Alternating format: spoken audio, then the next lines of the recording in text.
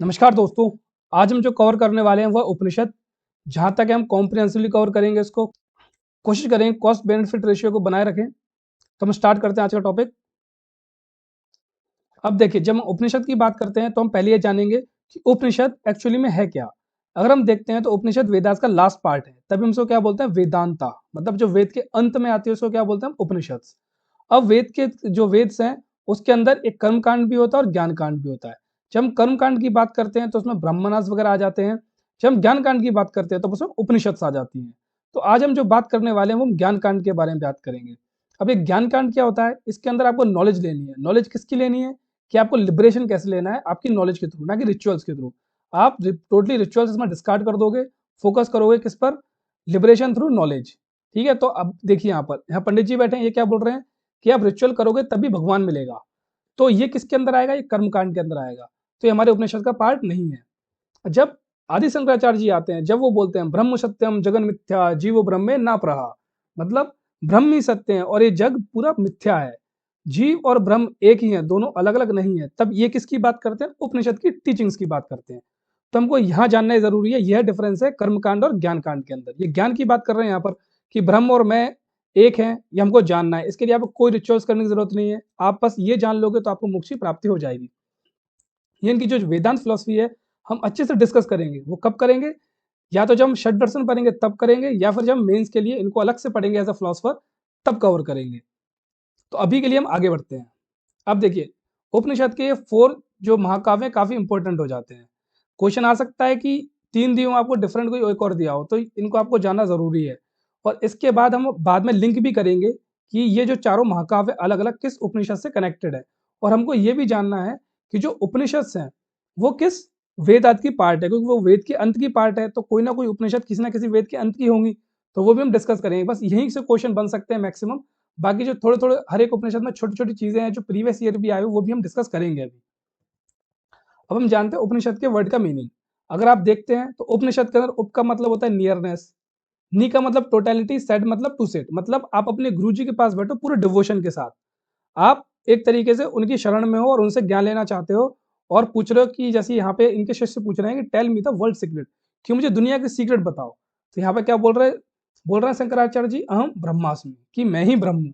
Ultimately ये भी 4 महाकाव्यों से एक महाकाव्य है। अभी हम सारे महाकाव्य को डिस्कस करेंगे उसकी उपनिषद के साथ। तो अभी बस आपको एक बार नजर मारनी है उन पर, बाकी कुछ नहीं। आप एक बार नजर मार लीजिए। प्रजानन ब्रह्म, अयम आत्मा ब्रह्म, तत्वमसि, अहम ब्रह्मास्मि। चलिए हम चलते हैं आगे। अब देखिए, वैसे तो स्पेकुलेशन 200 की लगभग है, लेकिन हमारे पास मुक्ति को उपनिषद है जिसके अंदर 108 माने गए हैं। तो हम भी बोलते हैं ठीक है 108 ही है। जैसे हमारे ये चाइनीज से जो लग रहे हैं ये बोल रहे हैं 200 से ऊपर है उपनिषद। लेकिन भाई हमारे संजय दत्त जी क्या बोल रहे हैं, नहीं भाई, अपुन ने मुक्ति को उपनिषद में पढ़ा है कि 108 है और वही सत्य है। जो मैं पढ़ता हूँ वही सत्य है। आप जो बोल रहे हो बिल्कुल गलत बोल रहे हो। तो 108 मान के चलते हैं। अगर क्वेश्चन आता है कि हमारी टोटल उपनिषद कितनी है, आपको आंसर लगाना है 108। अब देखिए, अब हम बात करते हैं कि थीम क्या है उपनिषद की। हम इन दोनों ही कन्वर्सेशन से पता लगाएंगे कि एक्चुअल में थीम है क्या।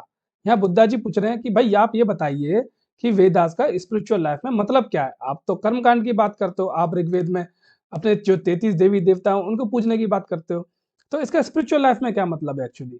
तब यहाँ पर बोलते हैं हमारे शंकराचार्य जी बिल्कुल सुपरमैन की तरह कि हमारे पास उपनिषद है जो एक्चुअल में सारा ट्रुथ को रिवील करती है। और जो और आपका जो बुद्धिज्म रिलेटेड है वो भी उपनिषद पे ही रिलेटेड है।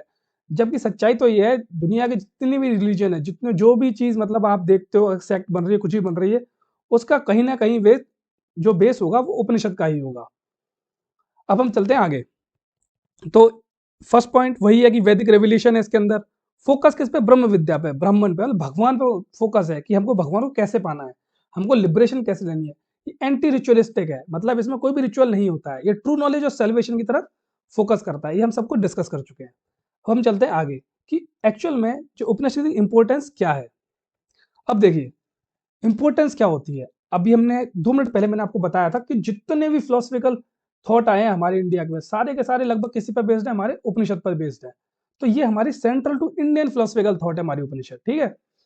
जैसे जो षट दर्शन है वो भी इन्हीं पर बेस्ड है। हमने ये डिस्कस कर ही लिया कि ब्रह्म विज्ञान का प्राइमरी गोल है। अब देखिए, ये बहुत इंपॉर्टेंट पॉइंट हो जाता है।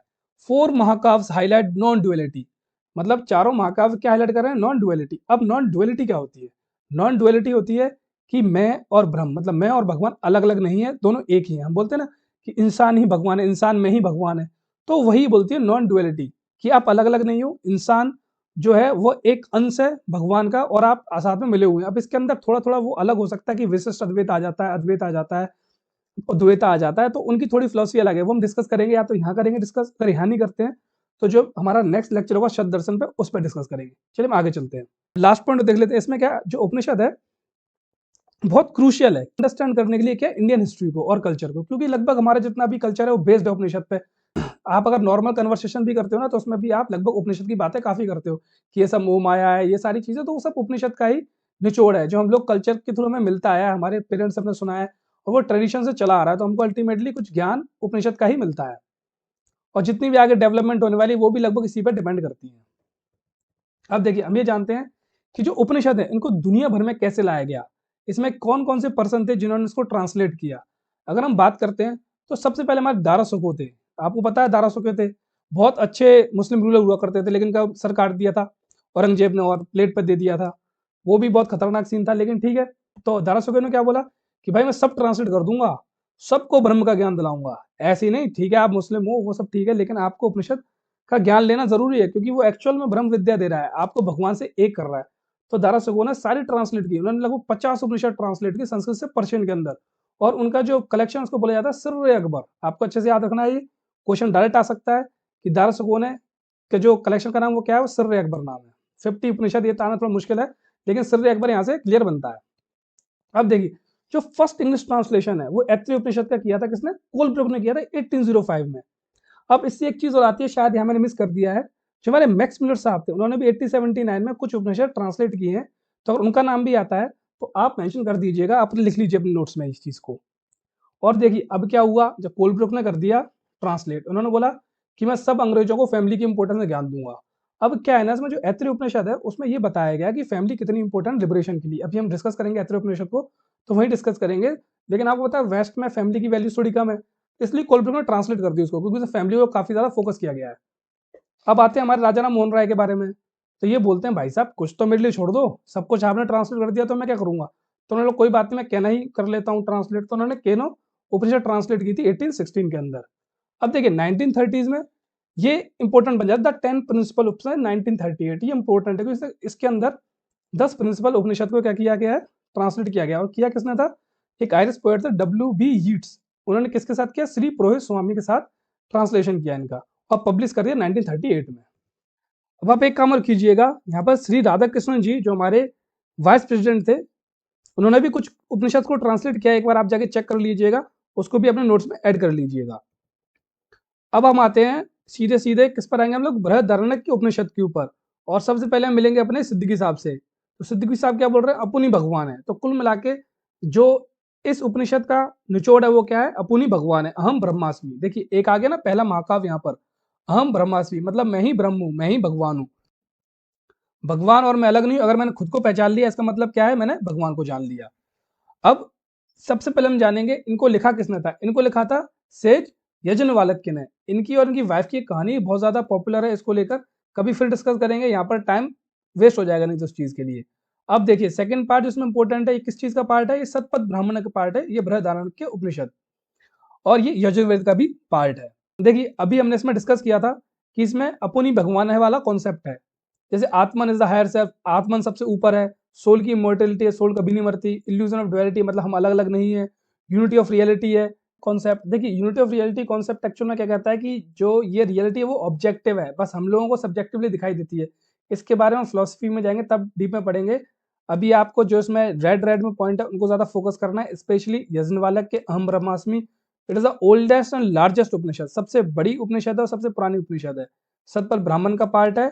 और इसको रेफरेंस दिया है टीएस इलियट ने अपनी बुक द वेस्टलैंड के अंदर। और इसकी एक फेमस एनालॉजी है, ये भी आप याद कर सकते हो और क्वेश्चन में आता है, पीएससी पेपर में वैसे आ भी सकता है नहीं भी आ सकता। As a lump of salt thrown in water dissolve, कि हम लोग वही है जैसे अगर एक पानी है, पानी के अंदर नमक डाल दे, नमक पूरा घुल जाता है तो हम नमक है, हम ब्रह्म में घुल जाते हैं जब उसमें के अंदर जाते हैं। तो ये चीज़ है। वैसे एनालॉजी में ये भी तो हो सकता है कि अगर ज़्यादा नमक डाल दे तो घुलता नहीं सेचुरेशन के बाद, लेकिन ठीक है आगे चलते हैं हम लोग। इसमें एक कॉन्सेप्ट है नेति नेति कॉन्सेप्ट। अब जो नेति नेति कॉन्सेप्ट है ये आपको जानना जरूरी है, क्योंकि ये यहाँ भी नहीं आपके मेंस में भी काम आएगा। और बृहदारण्य का ये पार्ट भी है। तो हम थोड़ा डिस्कस कर लेते हैं नीति नीति कॉन्सेप्ट के बारे में। अब ये देखिए यहाँ पे है ना, ये बैठे ये नो नो दैट, हुआ क्या था, इन्होंने जो था हुआ ये था, मैंने इनसे एक सवाल पूछा कि आप बताइए आप जानते हो ब्रह्म को, ब्रह्म कैसे दिखते हैं? तो उन्होंने बोला हाँ मुझे पता है ना ब्रह्म कैसे हैं। जैसे उन्होंने बोला कि वो शून्याकार है या कोई भी उन्होंने आंसर दिया, मगर नहीं वैसे नहीं है वो। तो बोले क्यों नहीं है वैसे? मैंने कहा ऐसे ही, अगर आप उसको डिस्क्राइब कर दोगे कि वो कैसे हैं तो आप वो ब्रह्म रहेंगे नहीं, आप ब्रह्म को डिस्क्राइब कर ही नहीं सकते। ना आप ये बता सकते वो शून्य, ना आप ये बता सकते उनकी कोई लिमिट है, ना आप ये बता सकते वो लिमिटलेस है। मतलब आप नहीं बता सकते, आप उनको एक्सप्लेन ही नहीं कर सकते। तो वही नीति नीति कॉन्सेप्ट है। जब भी आप मैं आपसे क्वेश्चन पूछूंगा आप मुझे आंसर दोगे ये है, बोलूंगा नहीं वो नहीं है, अल्टीमेटली आप डिस्क्राइब कर ही नहीं पाओगे। तो वो नीति नीति कॉन्सेप्ट के अंदर आता है। इसके बारे में और अच्छे से जानेंगे जब हम शंकराचार्य के बारे में बाद में डिस्कस करेंगे फिलोसफर्स में आके। जब अब हम चलते हैं आगे नेक्स्ट उपनिषद के ऊपर। अब ये छंदोग्य उपनिषद, इसमें दो तीन पॉइंट बहुत इंपॉर्टेंट हो जाते हैं। देखिए पहले फोटो देखिए आप, कृष्ण जी छोटे हैं यहाँ पर। तो ये जो उपनिषद है इन्होंने पहली बार मेंशन किया था कृष्ण जी के चाइल्डहुड के बारे में। और अब ये जो क्वेश्चन है ये प्रीवियस से आ रखे हैं, इसमें सारे के सारे क्वेश्चन लगभग, जैसे इसमें 4 में से 3 आश्रम को मेंशन किया गया है, ब्रह्मचार्य गृहस्थ वानप्रस्थ, इसके अंदर डिस्कस किया गया है, इन तीनों आश्रम को मेंशन किया हुआ है। अब इसके अंदर एक और महाकाव्य आ जाता है, क्या? तत्त्वम असि, दो आर दैट, मतलब जो आप हो वही ब्रह्म है। दो आर दैट मतलब होता है दैट यू आर, मतलब जो आप हो वही ब्रह्म है। तो आपका सेकंड महाकाव्य यहाँ पर कवर होता है। इसके अंदर एक स्टोरी है श्वेत केतु की, इतनी जरूरी नहीं है, इसको आप स्किप कर सकते हो। और ये एक्चुअली में किस रिलेट करता है? सामवेद से। तो आपको याद रखना है चंदोग किससे है? सामवेद से रिलेट करता है। अब चलते हैं आगे। आप देखो ऐसे भी कर सकते हो आप कि चंदोग कृष्ण जी की बात होती है, कृष्ण जी की बात करते हैं तो भजन की बात करते हैं। भजन किसके अंदर, अगर हम बात करते हैं किस वेद के अंदर म्यूजिक की बात होती है तो वो सामवेद के अंदर होती है। तो आप डायरेक्ट डायरेक्ट यहाँ से कनेक्शन लगा सकते हो। चलिए आगे चलते हैं हम। अब चलते हैं कथा उपनिषद या काथोपनिषद। ये यजुर्वेद से लिंक्ड है। अब इसमें क्या होता है, ये बोलती है कि आपको प्रेजेंट का के बारे में सोचना है, आपको पास्ट और फ्यूचर के बारे में टेंशन नहीं लेनी है। जैसे देखिए यहाँ पर ये जो बिल्ला है हमारा, ये क्या बोल रहा है? Mindfulness is living in the present, मतलब बुद्धिमानी यही है कि आप प्रेजेंट में जियो। तो ये देखो हमारे दूसरा बिल्ला कितना खुश है, ये बोला आई फील बेटर ऑलरेडी, कितना खुश है क्योंकि प्रेजेंट में बैठा ही हुआ है वो। ये चीज है। अब यहाँ पे एक स्टोरी भी आती है नचिकेत यम की। अब इस स्टोरी के थ्रू ये बताया गया है कि जो सेल्फ एक्चुअलाइजेशन है और सर्च फॉर ट्रूथ है वो ज्यादा इंपॉर्टेंट है। अब थोड़ा हम डिस्कस कर लेते हैं, थोड़ी सी इस स्टोरी के बारे में हल्का सा जान लेते हैं बस। क्या होता है, इनके नचिकेत के पिताजी होते हैं वो इनको किसी तरीके से इनके पास यम के पास भेज देते हैं। भेज ऐसे देते हैं कि कुछ बहस हो रही होती है तो ये बोलते हैं ठीक है मैं तुम्हें यम को वो किया, मतलब बोलते हैं ना उसको चढ़ा दिया। तो अल्टीमेटली यहाँ पहुंच गए वो। तो ये यम से बात कर रहे थे, पूछते हैं मुझे जानना है सच के बारे में कि एक्चुअल होता क्या है डेथ के बाद, ये सारी चीजें। तो यम थोड़ी आनाकानी करते हैं, बोलते हैं मैं तुम्हें इतना पैसा दे दूंगा, ये कर दूंगा वो कर दूंगा, इतनी शोहरत दे दूंगा। ये साफ मना कर देते हैं नचिकेत जी, नहीं मुझे तो सच जानना है। तो उनको अल्टीमेटली सच पता पड़ जाता है। तो इसी तरीके से सेल्फ एक्चुअलाइजेशन और सर्च फॉर ट्रूथ की बात की गई है। कथा एक तरीके कथा ही बता दी ना यहाँ पर, इसलिए अब हम बात करेंगे ईश उपनिषद की। देखिए जैसे ये बोल रहा है ना कर्म कर फल की चिंता मत कर, तो इसमें एक्चुअल में ये कहना है इनका जो आप कर्म करो, आप धर्म के अकॉर्डिंग कर्म करो और आपको अपने आप सेल्वेशन मिल जाएगी। अगर आप धर्म के अकॉर्डिंग कर्म नहीं करते हो, अधर्म का काम करते हो, तो आपको सेल्वेशन नहीं मिलेगी। जो आपकी ड्यूटी आप ड्यूटी निभाओ, चाहे फिर वो एज अ पेरेंट हो एज अ सन हो, वो आपको निभानी है अपनी ड्यूटी। तो आपको अल्टीमेटली लिबरेशन मिल जाएगी। और लिबरेशन अगर आपको नेगेटिव मोशन से चाहिए तो आपको यूनिटी ऑफ एक्सिस्टेंस को जानना पड़ेगा। जैसे हमने कहा था कि सब एक है, एग्जिस्टेंस एक है, वो जानना पड़ेगा। आपको सब्जेक्टिवनेस हटानी पड़ेगी, आपको ये हटाना पड़ेगा दिमाग से कि मैं अलग हूँ ये अलग है। आपको यूनिटी में बिलीव करना पड़ेगा। नेक्स्ट हमारी आती है मुंडका उपनिषद। देखिए ये इंपॉर्टेंट क्यों हो जाती है, इसमें जो सत्यमेव जयते हमारा जो एम्बलम है उसका जो लिखा हुआ है नीचे सत्यमेव जयते, वो यहीं से उठाया गया है, यहीं से लेके लिखा गया उसके नीचे। और ये अथर्ववेद का पार्ट है, आपको ये अच्छे से याद रखना है, प्रीवियस काफी बार क्वेश्चन आ भी चुका है इस पर और आगे भी आने के चांसेस हैं। अब देखिए प्रसन्न उपनिषद, अब प्रसन्न अथर्व का पार्ट है। अब आपको प्रसन्न कैसे याद कर सकते हो, जो प्रसन्न उपनिषद है इसी के थ्रू भक्ति मूवमेंट स्टार्ट हुआ था। अब आप भक्ति में क्या करते हो, आप भगवान को प्रसन्न करते हो, बैठ के आराम से पूजा करते हो भगवान के लिए, भजन गाते हो, डांस करते हो, तो वो क्या हो जाता है, भक्ति मूवमेंट में ये स्टार्ट हुआ था। तो यही कहते हैं प्रसन्न जो उपनिषद है वो एक्चुअल में क्या है, बेस है भक्ति मूवमेंट का। क्योंकि इसमें डिवोशन को फोकस किया गया है, किसके लिए, लिबरेशन के लिए। अगर आपको देखे लिबरेशन, अगर अब हम इंडियन फिलोसफी की बात करें तो लिबरेशन किसे बोलते हैं, लिबरेशन है cycle of rebirth and death. मतलब आपका पुनर्जन्म हो रहा है, मर रहे हो, तो उससे अगर आपको वो मिल जाता है, छुटकारा मिल जाता है, तो आपका लिबरेशन हो गया। तो अल्टीमेटली इसमें ये बताया आप डिवोशन करो, भगवान को पूजा करो, अच्छे से बैठ के उनका भजन करो, तो आपको लिबरेशन मिलेगी। और देखिए इसमें इंस्पायर लेटर भक्ति और हरे कृष्णा मूवमेंट इसी के थ्रू, ये हमारे चैतन्य महाप्रभु बैठे हैं, हमारी मीराबाई बैठी हैं, दोनों कृष्ण के असीम भक्त थे। तो यहाँ पर हमारी प्रश्न उपनिषद कवर होती है। अब हम आते हैं तैत्तिरीय उपनिषद के ऊपर। ये यजुर्वेद का पार्ट है, इसको लिखा किसने था? सेज तीतरी ने। अब इसमें थोड़ा सा डिफरेंट होता है। देखिए तैत्तिरीय उपनिषद थोड़ा हम कर लेते हैं डिस्कस। इसके अंदर क्या है, प्रॉपर रिचुअल की बात की गई है। ये इकलौती शायद उपनिषद है जिसके अंदर रिचुअल की बात की गई है। और इल्यूजन ऑफ डुअलिटी तो आपको पता है कि इल्यूजन है, दो है नहीं एक है, वो चीज सब में सेम ही है।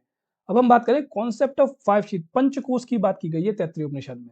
अगर क्वेश्चन आपके पास आता है कि पंचकोश क्या है, तो आपको डायरेक्ट बताना होगा कि वो तैत्तिरीय उपनिषद का पार्ट है। अब आप चीज देखिए, वैसे हमें डिस्कस कर भी सकते हैं पंचकोश, या आप सीधा रट भी सकते हो, लेकिन मैं फिर भी आपको बता देता हूँ हल्का सा कि फाइव सीट्स होती क्या है। क्योंकि आपके योग का ये जो है ना फाइव सीट, ये एक्चुअली में योग को भी बाद में इंस्पायर करेगी। तो अगर आपसे यही पूछा है कौन सी उपनिषद योग से रिलेटेड है, तो आप क्या बोलोगे? तैत्तिरीय उपनिषद। इस चीज का आप नोट बना लीजिए। अब देखिए इसमें क्या होता है, पंचकोश में क्या है, पहले तो आपकी बॉडी को एनर्जी चाहिए, थोड़ा कुछ भी काम करने के लिए एनर्जी की जरूरत होती है। तो जो पहला कोष होगा वो खाना खाना, तो वहां आपको एनर्जी लोगे। सेकंड कोष क्या है, जो एनर्जी से आप मूवमेंट करोगे, अपने हाथ पर मूव करोगे, जैसे बना हुआ डायरेक्शंस बने हुए हैं, तो आपने मूवमेंट कर रहे हो यहाँ पर, तो ये क्या हो जाएगी? सेकंड हो जाएगी आपकी शीत। जब हम थर्ड शीट की बात करेंगे, ब्रेन की बात करेंगे, तो इसमें आप अपने दिमाग से जो भी काम कर रहे हो वो आएगा। अब जब हम फोर्थ शीट की बात करते हैं, इस जगह आपको इंट्यूशन होना शुरू हो जाएगा, कहते हैं थोड़ा सा ज्ञान हो जाता है, तो आप अपने इंट्यूशन की तरह चीजों को पता लगाने लगते हो, तो आपकी फोर्थ शीट हो जाएगी। फिफ्थ शीट में आप भगवान के साथ एक मिल जाओगे, एक तरीके से आपको लगभग लगभग ब्रह्म का ज्ञान हो जाएगा। अभी लेकिन कंप्लीट लिबरेशन नहीं होगा, लेकिन आपको ज्ञान हो जाएगा। अब हम चलते हैं आगे। अब ये ऐतरेय उपनिषद, अभी हमने डिस्कस किया था कि ना कोलब्रुक के बारे में, उन्होंने क्या बताया था कि मैंने उपनिषद इसलिए ट्रांसलेट किया क्योंकि इसमें फैमिलीज वैल्यू था। कि ऐसा है नहीं, उन्होंने कहीं कहा हो नहीं कहा हो ये मुझे भी नहीं पता, लेकिन आप याद कर सकते हो वेस्ट में फैमिली वैल्यूज कम है, तो आपको सीधा सीधा याद कर सकते हो कोलब्रुक ने क्या ट्रांसलेट की थी, ऐतरेय उपनिषद। और क्यों की थी? क्योंकि ऐतरेय के अंदर फैमिलीज वैल्यू की बात की गई है। अब इसमें यह बोला गया है कि आपका जो कनेक्शन है आपके चिल्ड्रन के साथ, आपकी फैमिली के साथ, वो आपका कनेक्शन है गॉड के साथ। अब देखिए इसमें थोड़ा सा और डिस्कस कर लेते हैं हम लोग। इसमें ये बोला गया है कि जैसे आप अपने बच्चे को पैदा करते हो, उसको बड़ा करते हो, उसको पेरेंट बनाते हो, तब आपकी डेथ हुई तो आप लिबरेट हो जाओगे। तो अल्टीमेटली फैमिली की जो ड्यूटी है, जो फैमिली का धर्म है, अगर आप तरीके से निभाते हो तो आपका लिबरेशन हो जाएगा। ये ऐतरेय उपनिषद में क्लियर मेंशन है। इसमें थर्ड आता है हमारा कौन सा? महाकाव्य प्रज्ञानम ब्रह्म, मतलब कॉन्शियसनेस इज ब्रह्म। अब कॉन्शियसनेस इज ब्रह्म क्या चीज है, ये जानना बहुत जरूरी है। अब देखिए जैसे आप किसी भी चीज को देखते हो, आप सामने बैठे हो, आप इस वीडियो को देख रहे हो, आपकी जो मतलब कॉन्शियसनेस है जो इस चीज को देखने में आपकी हेल्प कर रही है, आइज तो आपके पास है, लेकिन जो पावर हेल्प कर रही है वो कॉन्शियसनेस है। आप सुनते हो तो जो साउंड को डिटेक्ट करके जो आपको समझा रही है साउंड को, वो क्या है? कॉन्शियसनेस है। तो ये बोला वही ब्रह्म है, ये कॉन्शियसनेस है वही ब्रह्म है। ये जो उपनिषद है काफी इंपॉर्टेंट हो जाती है, इसमें काफी अच्छे अच्छे कॉन्सेप्ट हैं। देखिए इसमें एक और कॉन्सेप्ट बताया गया है, वो है metaphor of the five fires. इसको हम डीप में डिस्कस नहीं करेंगे, काफी लंबा चला जाएगा, लेकिन मैं आपको थोड़ा आइडिया दे देता हूँ। जैसे ब्रह्मांड है, ठीक है, इसको माना जाएगा क्या? एक फर्नेस के टाइप तरह मान लो, और जो फ्यूल होगा वो सन है। तो इसी तरीके से पांच टोटल माने गए हैं मेटाफर्स, वो हम बाद में कभी डिस्कस कर लेंगे। अभी यहाँ टाइम वेस्ट नहीं करते हम। बस आप यहाँ पे याद रख लीजिए कि फाइव मेटाफर्स की में किसकी बात की गई है? ऐतरेय उपनिषद में। अब ये कौशिक की उपनिषद है, इतनी इंपॉर्टेंट है नहीं, इसमें कुछ ज्यादा अलग से चीज बताई नहीं की, तो उसको आप पढ़ भी सकते हैं, आप स्किप कर देना, बस मैंने लिख दिया यहाँ पर फिर भी, क्योंकि ये थोड़ा 13 मेजर उपनिषद की बात की जाती है, उसमें आती है ये। हम चलते हैं केना उपनिषद। अब देखिए केना उपनिषद इंपॉर्टेंट हो जाती है क्योंकि इसमें ये बोला गया है कि आप इंटेलेक्चुअल लॉजिक के थ्रू, आपने देखा जो न्याय स्कूल है वो किसके बारे में बात करता है? लॉजिक के बारे में बात करता है। संख्या स्कूल किसके बारे में बात करता है? लॉजिक के बारे में बात करता है। वो उन्होंने यहाँ रिजेक्ट कर दिया। उन्होंने क्या बोला? नहीं, आपको करना है किस पे? स्पिरिचुअल ट्रूथ का परस्यूट करना है, आपको अपनी जो आत्मा है उस पर फोकस करना है। देखिए ये इस मीम से आप समझ जाओगे, ये बंदा क्या बोल रहा है? दिल की सुनूं या दिमाग की? इस बार नहीं, आत्मा की सुनो, मतलब आपको अपनी स्पिरिचुअल नॉलेज को पहचानना है। अब हमारी आती है श्वेतावस्त्रा उपनिषद। ये जो है यजुर्वेद से रिलेट करती है। इसका जो मेन फोकस है वो है self discipline as a means to self actualisation. मतलब कि आपको डिसिप्लिन रहना है, तभी आप सेल्फ एक्चुअलाइज हो पाओगे। जब जब सेल्फ एक्चुअलाइज हो जाओगे तो आपको लिबरेशन मिल जाएगी। जैसे कि यहाँ पर ये बोल रहे हैं ना हैरी पॉटर वाले भाई साहब, control your emotions, discipline your mind. मतलब अपने इमोशन को कंट्रोल करो, अपने माइंड को डिसिप्लिन करो, खुद को सेल्फ एक्चुअलाइज करो, उसके बाद ही आपको लिबरेशन मिलेगी। अब हम चलते हैं मैत्री उपनिषद की तरफ। अब नाम ही देखिए आप, इस नाम में क्या है? मैत्री। मैत्री मतलब मित्रता। तो इसमें बुलाया है या भगवान के साथ पहले जाके मैत्री कीजिए, तब उनकी जाके आप कोई पूजा करना है, आप उनका वर्शिपिंग करना, अदरवाइज आपको फल नहीं मिलेगा, आपको उल्टा कुछ ना कुछ आपसे गलत हो जाएगा। अल्टीमेटली ये कहा गया है मैत्री उपनिषद के अंदर। और इसमें क्या है ना, यजुर्वेद का ये पार्ट है। इसमें फोकस किया गया है कि सोल के क्या क्या पार्ट होते हैं, ह्यूमन की सफरिंग का क्या कॉज है, ये तो लगभग सभी में सेम है। तो जो आपको फोकस रखना है इसमें, किस पर फोकस रखना है? दो चीज के अंदर, Yajurveda and worship without seeking a personal relationship with the divine. अब हम आते हैं मांडुक्य उपनिषद के ऊपर। ये अथर्ववेद का पार्ट है और ये सबसे छोटी उपनिषद है। अब देखिए इसमें फोर्थ महाकाव्य आ गया, अयम आत्म ब्रह्म, कि ये जो सेल्फ है, ये जो मैं हूं, जो मेरा सेल्फ है, वही ब्रह्म है, ये इसमें बोला गया है। अब इसमें क्या है ना, इसमें स्पिरिचुअल सिग्निफिकेंस देखी गई है। जो सिलेबल है ओम वर्ड का, ओम में देखो वर्ड का उसमें क्या होता है, काफी डिफरेंट डिफरेंट वॉइस आती है, उसको भी काफी चीजों में ब्रेक किया गया है। तो उसको आप चाहो तो देख सकते हो, अदरवाइज कभी हम इसको डिस्कस भी कर लेंगे किसी ना किसी वीडियोज में आने वाले में, किसी ना किसी फिलोसफी के अंदर। और डिस्कस करता है फोर स्टेट ऑफ कॉन्शियसनेस, जैसे आप जाग रहे हो तब की, जब आप सो रहे हो तब की, जब आप बहुत डीप स्लीप में वो एक वो, और जब आप प्योर फॉर्म में एकदम बोलते हैं ना कि एनलाइटेंड फॉर्म में आ जाओ, तो वो वाली इसमें आ जाता है कॉन्शियसनेस में। अब आप एक दो पॉइंट और देख लीजिए जो वहां कवर नहीं होते, जैसे ज्वाला उपनिषद है। ज्वाला उपनिषद इसलिए इंपॉर्टेंट हो जाती है क्योंकि इसके अंदर चारों आश्रम का वर्णन है। वहां तीन था चंदोग्य में, तो ज्वाला में चारों का है, ब्रह्मचार्य, गृहस्थ, वनप्रस्थ, सन्यासी। अब आप ज्वाला को ऐसे याद कर सकते हो, जब जब बल निकल जाता है तब बंदा संन्यास ले लेता है, तो अल्टीमेटली चारों के चारों इसमें मेंशन है। अब हम देख लेते हैं डिवीजन ऑफ उपनिषद, मतलब कौन सी उपनिषद किस वेद के अंदर आती है। बस आपका नजर मार लीजिएगा, ये इतना इंपॉर्टेंट होना तो नहीं चाहिए, फिर भी आप नजर मार लीजिए। जैसे चलते हैं हम आगे। ऐत्रेय उपनिषद, कौशिक उपनिषद किसके अंदर आती है, ऋग्वेद के अंदर। सामवेद के अंदर आती है चंदोग्य एंड केना, चंदोग्य हमने ट्रिक बनाई ली थी। अथर्व के अंदर आती है मुंडका, मांडुक्य और प्रसन्ना। अब जो यजुर्वेद है ये डिवाइडेड है शुक्ल यजुर्वेद और कृष्ण यजुर्वेद। अब जो शुक्ल यजुर्वेद है वो डिवाइडेड है बृहदारण्यक उपनिषद और ईशा उपनिषद में। जो कृष्ण यजुर्वेद है वो डिवाइडेड है श्वेतस्वतरा उपनिषद, तैत्तरीय उपनिषद, काठोपनिषद और मैत्रेयी उपनिषद के अंदर। तो हमारा लेक्चर खत्म होता है, मिलते हैं नेक्स्ट लेक्चर में। तब तक अपनी फीडबैक दीजिए, कमेंट कीजिए।